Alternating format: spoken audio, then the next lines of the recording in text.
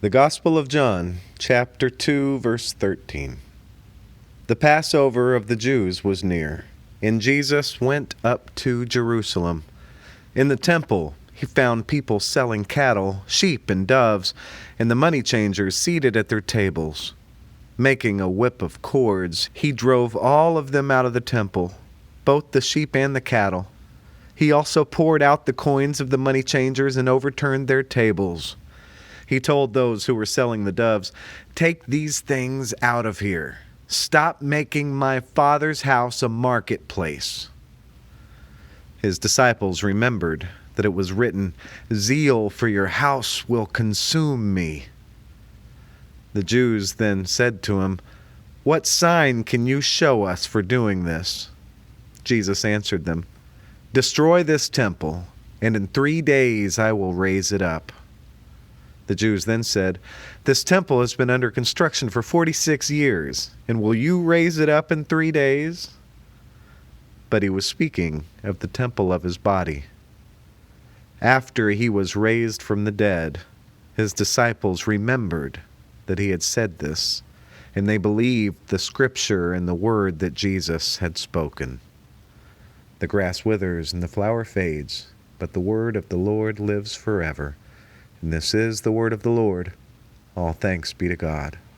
Well, if you thought that Jesus was getting rowdy with that whole "get behind me, Satan" thing last week with Peter, this week we've got a whole nother thing coming. We're jumping from gospel to gospel a little bit. Last week we were in the book of Mark. This week we're in the book of John. Now, if we stayed in the book of Mark, we would have been cleansing the temple with Jesus during Holy Week. So that's still a few weeks ahead from now. Those final days before Jesus met his fate on the cross. However, in John, cleansing the temple comes at a very different time, in a very different setting, with Jesus giving it a new layer of meaning. In the Gospel of Mark, when we finally get to Holy Week, Jesus enters Jerusalem on Palm Sunday with a whole lot on his mind. He goes into the temple. He looks around at everything. And then he leaves with his disciples, heading on over to Bethany for the night. And then the next day, they go back to Jerusalem. They go back to the temple. And on the way there, Jesus is hungry. Maybe we should say Jesus is hangry. He spots a fig tree. Lo and behold, there's no fruit to be found on that fig tree. It's not even the right season for fruit to be on that fig tree. Nevertheless, Jesus gets highly upset with that fig tree, saying to it, "May no one ever eat fruit from you again."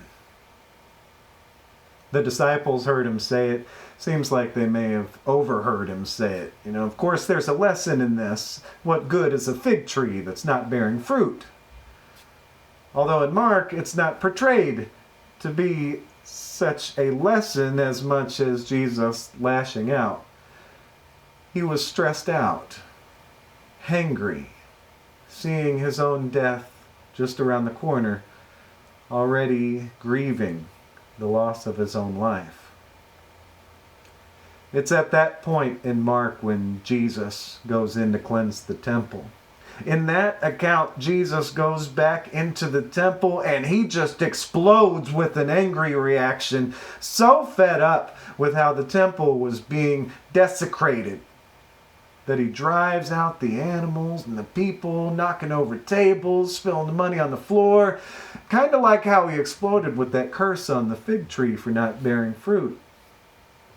Well, in the Gospel of John, it's the same kind of scene in the temple, the same kind of explosion, but one with a new layer of meaning.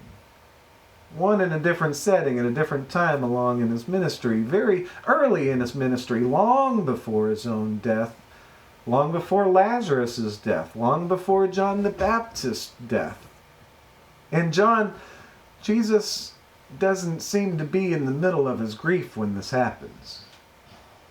This scene in the temple is about much more than this physical building that was serving as God's house and how it was being used. Well, in John, we are presented with a more divine understanding of Jesus. We don't see Jesus so stressed out, at least not very often. We may see little glimpses of it, but we don't see this kind of extended turmoil of his grief other than when Lazarus dies and Jesus sheds tears. But in John, Jesus is generally more calm and more secure about what he's doing, accepting the woes of life with more confidence. And Mark, along with the other two synoptic gospels, when Jesus ends up on the cross, he's like, "Why have you forsaken me?" Well, in John, when Jesus ends up on the cross, he's like, "It is finished." Likewise with this temple cleansing. In John, Jesus seems to be much more secure, much more intentional about what he's doing. In John, while Jesus is reacting to what's going on in the temple, him doing so seems less of a reaction out of his grief and more like this thing that he was just planning to do all along. Right after he gives his first sign in Cana at the wedding, turning water into wine, Jesus goes to Jerusalem for the Passover, and he heads directly into that temple to give a foundation of understanding for what the temple really is. As in the other Gospels, this is a very dramatic statement about treating the temple structure as holy. But John adds that new layer. The Gospel of John suggests that this isn't just about the temple structure. In John, we're also learning about where the Spirit of God lives. In this rowdy temple cleansing moment in Jerusalem, Jesus makes a whip of cords, and like Indiana Jones, he cracks that whip, he's swinging it around, he uses it to drive out the animals, the sheep, the cattle, and then the people selling them, and then, of course, turns over the tables, spills the money out. It's even a more rowdy scene than we get in the other Gospels. We don't hear about him cracking a whip in the other Gospels. He's cleansing the temple of any business that's being done there. As if Jesus' words to Peter last week weren't shocking enough for us. Now we get the scene in the temple like how a WWE Royal Rumble might start. It surprises me here that he doesn't catch people wanting to give him a beat down for what he just did.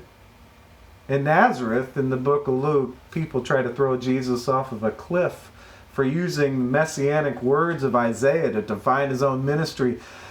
He didn't flip any tables over in that synagogue. He didn't snatch any people's money, pour it on the floor. He wasn't cracking a whip or anything. And they tried to kill him. But that's not how people react to Jesus in the temple. As he does all that rowdy stuff in the temple, he hollers out, "Take these things out of here. Stop making my Father's house a marketplace." Here, instead of wanting to kill him, or at least wanting him to punch him in the face, they're like, "Well, now that you've made this big old scene, what sign can you show us? Show us a magic trick. A really good one, because all this is really inconvenient." Although Jesus just performed a miraculous sign at the wedding in Cana by turning water into wine, Jesus does not oblige them here in the temple. He says, "Destroy this temple, and in 3 days I will raise it up." Oh yeah? You are going to raise up this temple in 3 days if it gets torn down. Thing's been under construction for 46 years, and now you can raise it up in 3 days? Sure. And that's it. That's the end of the discussion. Although as readers of the gospel, and looking back, we get a little bit more. We get an explanation that Jesus wasn't talking about the temple structure. Jesus was talking about his body. The real holy temple is not a structure at all. Cleansing that structure was a message about the real holy temples in this world that need cleansing. Now, as the church today, this lesson has been placed before us in the middle of the season of Lent. Jesus hollering out to remove whatever is turning the temple into a marketplace is Jesus hollering out to us about removing whatever it is in our lives that's turning us into marketplaces. The Greek word there is emporio, like emporium. It's a place where trading is done, buying and selling. It's a place of business, buying and selling, making money. That took over as being what the temple was good for. It took over what the temple was supposed to have been about. The temple became corrupted and desecrated. No longer about housing the Spirit of God, no longer being God's home. Well, of course, that may raise some questions for us about Jesus saying, "Don't turn my Father's house into a marketplace." Is it okay to have a church yard sale? Is it okay to sell cookies as a fundraiser in the church? These are good questions to ask, but not what Jesus is talking about. What Jesus is talking about is much deeper than that. To the people's request for a sign, Jesus turned the lesson over to the temple of his body. Jesus reminds us that the Spirit of God is at home in Jesus' body. After the resurrection, Jesus passed along that same Spirit to his disciples and ultimately to us. No longer is it about the building at all. This whole lesson is really about us. So in this season of Lent, it's time to remember the heartbreaking journey that Jesus made for us, to remember what he did for us. It's time to remember our own mortality. And it's time to think about what it really means to live, what it really means to die, what it really means God overcoming darkness with light. Jesus calls us to think about the real holy temple of God. You, me, all of us who have become a home to God's Spirit. No matter what state of being we are in, feeling like we're falling apart in a time of grief, standing firm, holding it together for an opportunity to teach, celebrating times of joy. No matter what state of mind, no matter what state of being we are in, we are God's holy temples. We are God's house. We are God's abode. As this was a big leap for them to understand back in Jesus' day, this is, of course, still a big leap for us to wrap our minds around today. We're still very much in that mode of thinking a church building is the house of God, as it's driving a lot of us nuts right now, not meeting in our church building as normal. Now, here, we are in the middle of Jesus' rowdy teaching moment in the temple. That we are the real house of God. And in all our strengths and weaknesses, no matter what it is about us, we are responsible for making the house of God appropriate for God to dwell in. Not belonging to money, the stuff that we can buy in this world, but belonging to the Lord. Never allowing ourselves to be corrupted and desecrated by the ways of the world, but focused on providing a beautiful, hospitable place for the love of God to grow and to be shared. Not something that can be torn down for good, like a building structure. but people who God raises up to shine light on darkness, to defeat death with life, to be that place where others can come and find love, hope, grace, and peace. After all, what good are we as God's house if we're not bearing fruit for others to receive?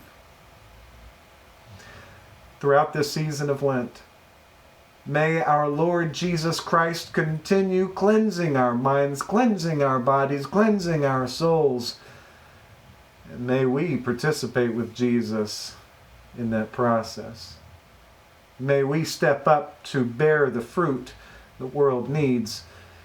And may we become those holy temples of God that we were built to be.